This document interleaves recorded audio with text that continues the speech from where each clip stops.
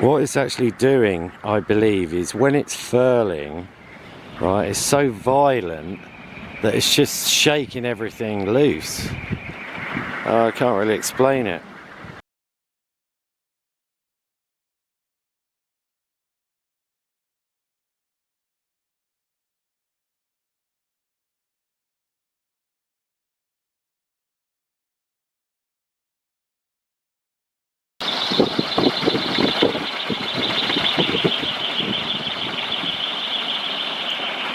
The tail also needs a better pin or some kind of reinforcement, because it will have a little bit of wobble there, but I don't know if you can see the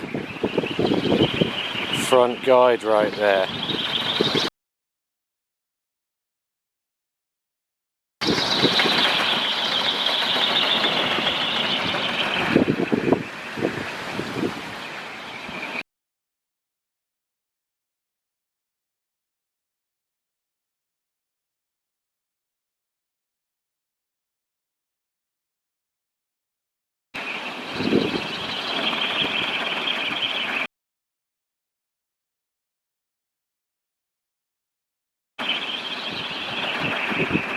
You can hear the change in the sound when it's furling.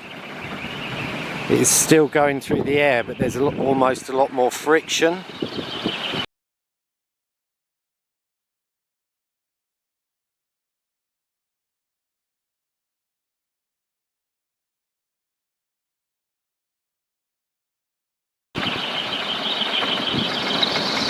Whoa! Whoa, there you go.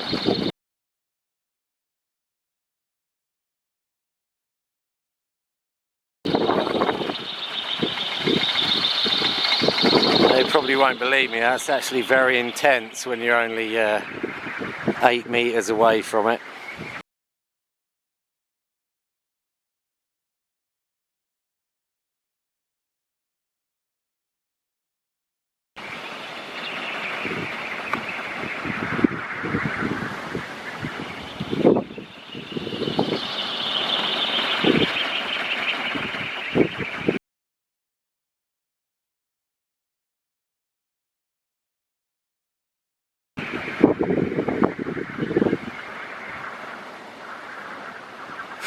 See how fast it's getting whipped around. But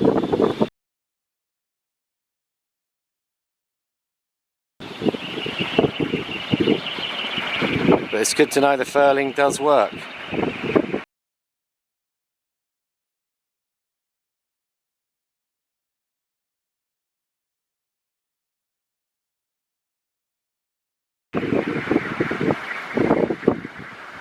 Despite the very low angle, which is pretty different to what you'd see on that axial flux turbine, the furling does seem to work.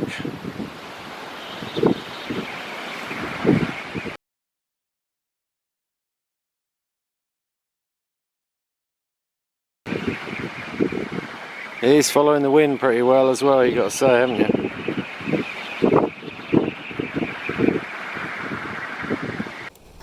Wind's coming on strong. You notice the amp meter seems to be reporting more than the watt meter. Please remember the watt meter is connected in between the controller and the batteries, so it's not reading straight from the turbine.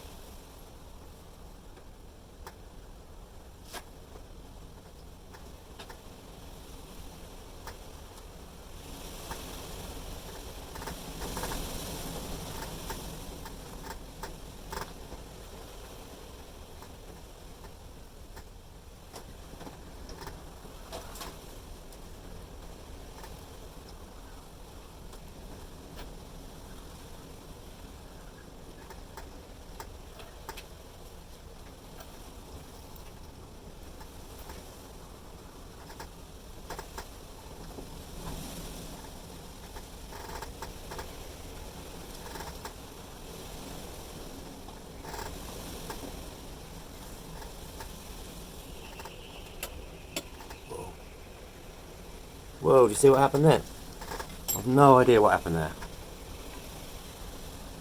No shit, let's try getting the this beast thing plugged into the inverter.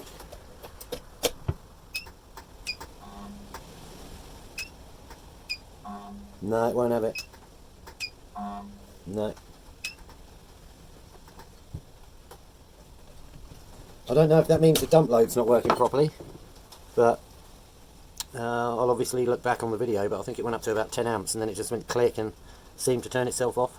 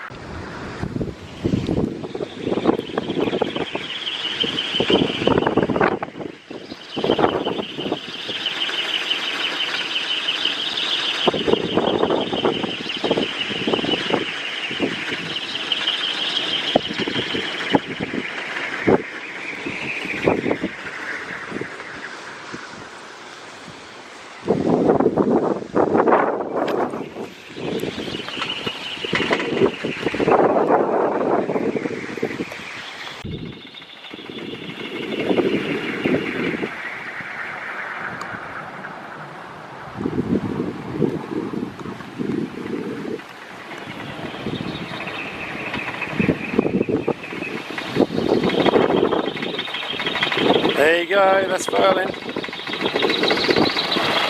Whoa!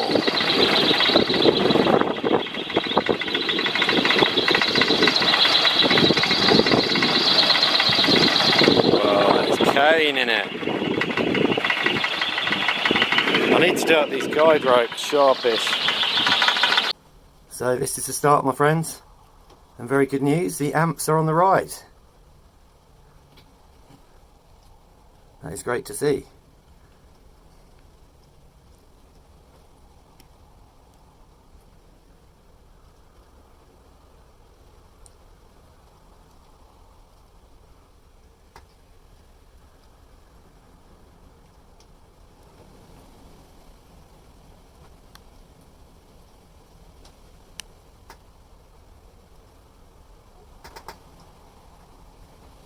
Due to start getting a lot stronger in about 20 minutes.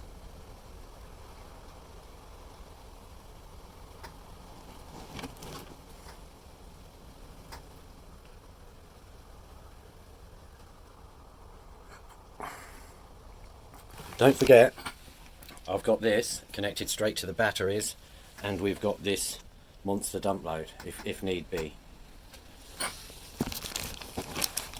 So what I'll do, I'm just going to put this on time lapse for a bit and we can see what it's doing. Right, this thing is connected to the inverter, a Dremel type job, and I've got it set on power rating 1.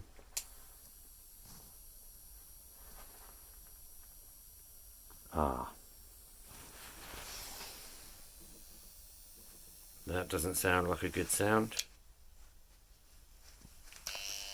Oh.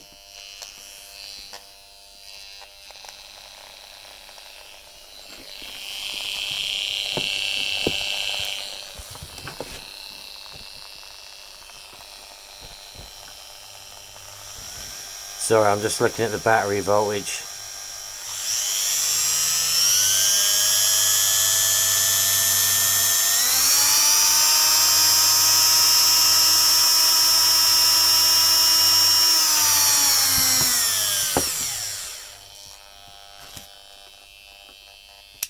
Anyway, that was just a test to prove the inverter works, which it does. So, see you tomorrow. It's very calm at the minute, lovely and peaceful, but tomorrow it's going to be a very different story. Woohoo! So, that proves it's a good load, and the reasoning behind that was I thought that if we can suck a load of power direct from the batteries, then in a way it gives the controller less work because it should have less to dump, but we shall see.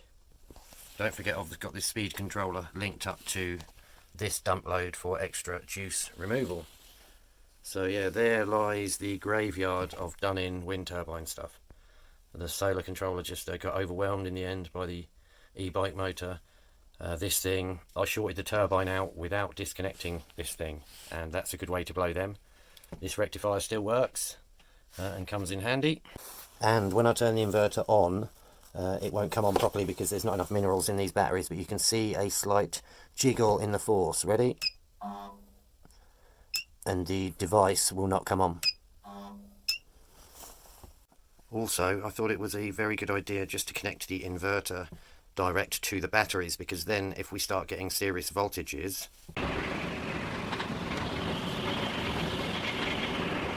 I've had to put both dump loads on to try and calm it down a bit, because it is really going for it at the moment.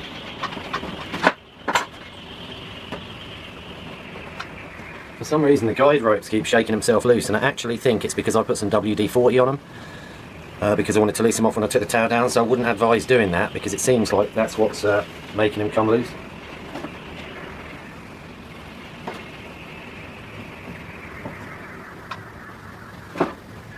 So you'll see the battery voltage start coming down fairly quickly if the wind drops.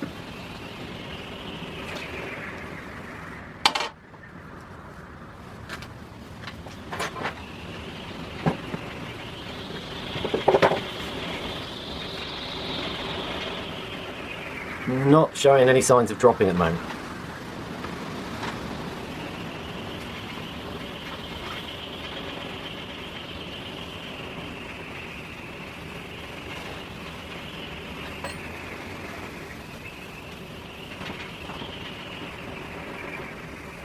This is Friday early evening, by the way.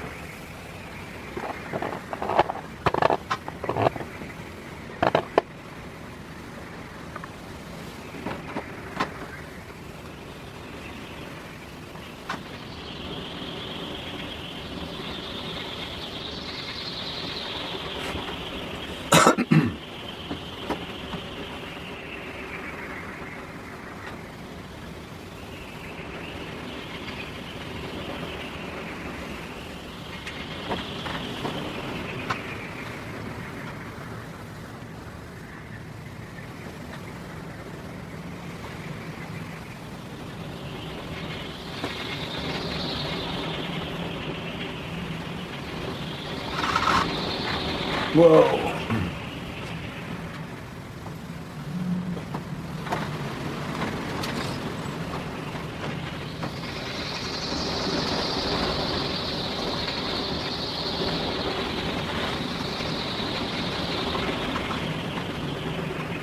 The wind's really howling outside.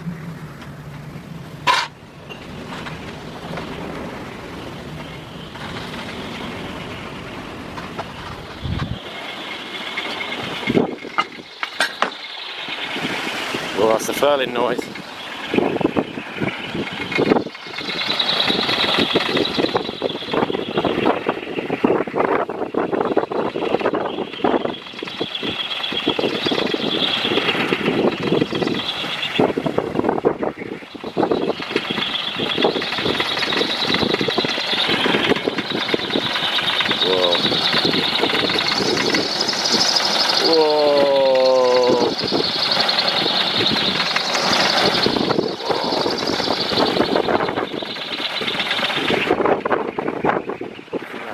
Whoa, look at that.